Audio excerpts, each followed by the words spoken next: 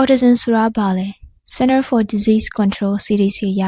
yes ကကလေး54ယောက်မှာတယောက်မှာ autism ရှိတယ်။ autism နဲ့ပတ်သက်ပြီးသင်ကြားကောင်းကြားဘူးလိမ့်မယ်။ဒီဗီဒီယိုမှာတော့ autism နဲ့ပတ်သက်ပြီးအကျဉ်းချုပ်ကိုပြောပြပေးသွားမှာဖြစ်တယ်။ Autism Spectrum Disorder ဒါမှမဟုတ် ESD ကိုအုံနောက်ဖွံ့ဖြိုးမှုမှာတာမန်နဲ့မတူပဲကွဲပြားနေခြင်းကိုဆိုလိုပြီးတော့လူမှုဆက်ဆံရေးနဲ့ပြောဆိုနိုင်စွမ်းမှာတက်ရောက်စေတယ်။ ESD ရှိသူတယောက်ဟာတာမန်ထက်လွန်ခဲ့ပြီးစိတ်ဝင်စားတဲ့အကြောင်းအရာတွေရှိတတ်ပြီးတော့တခါတလေမှာတူညီတဲ့အပြုမှုတွေကိုထက်ခါလည်းလုပ်တတ်တယ်လို့အတန်အလင်းနဲ့အထီးထွေးစတဲ့အာရုံခံမှုပေါ်မှာလည်းအထူးထိခိုက်လွယ်တယ်။ Autism ရှိသူတချို့ဟာဂီတအမှုပညာသင်ချာနဲ့သိပ္ပံဘာသာရပ်တွေမှာ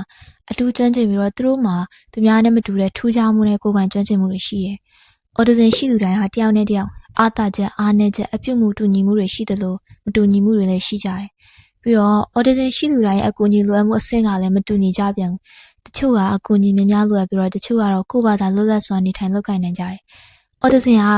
ကလေးမွေးဖွားပြီးမှဖြစ်ပေါ်လာတာမဟုတ်ပဲနဲ့မိခင်ဝမ်းမှာကလေးကအုံနောက်ဖွံ့ဖြိုးမှုမှာကွဲပြားမှုတွေဖြစ်ပေါ်လာခြင်းကြောင့်ဖြစ်တယ်။ဒီပြောင်းလဲမှုဟာမျိုးဗီဇကွာခြားမှုနဲ့လည်းသက်ဆိုင်နေသလို ESD ရှိမရှိကိုကလေးအသက်18လကနေ24လအတွင်းသိနိုင်ပြီးတော့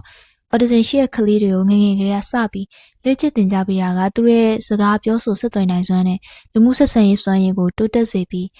အနာဂတ်ဘဝအတွက်လည်းအလွန်အရေးကြီးတဲ့အကျိုးသက်ရောက်မှုရရှိစေတယ်။ Autism ရှိသူတွေမှာတခြားကျန်းမာရေးဆိုင်ရာပြဿနာတွေလည်းကြုံတွေ့ရတတ်တယ်။ဥပမာအိမ်မပျော်တာ ADHD ရှိတာစိုးရိမ်ပူပန်မှုလွန်ကဲတာစိတ်ကြယောဂနဲ့အစာအိမ်ဦးလမ်းကြောင်းဆိုင်ရာပြဿနာတွေကိုပိုတွေ့ရတတ်တယ်။အဲ့ကျန်းမာရေးနဲ့ဆိုင်တဲ့အခြေအနေကိုကုသပေးခြင်းဖြစ်လည်းသိသာထင်ရှားတဲ့ပြောင်းလဲမှုကိုရရှိစေနိုင်ပါတယ်။ Autism Spectrum Disorder ESD ရှိသူတွေဟာအရွယ်ရောက်လာတဲ့အခါမှာအလိုအကန်ရရှိနိုင်ပြီးသူ့အတိုင်းဝိုင်းအတွက်တထောက်တနေရာကနေအကျိုးပြုနိုင်ကြတယ်။သူတို့ရဲ့ထူးခြားမှုကိုလူတွေကတန်ဖိုးထားလက်ခံပေးမယ်ဆိုရင်ကမ္ဘာကြီးကပုံမကောင်းမွန်တဲ့နေရာတစ်ခုဖြစ်လာနိုင်ပါတယ်။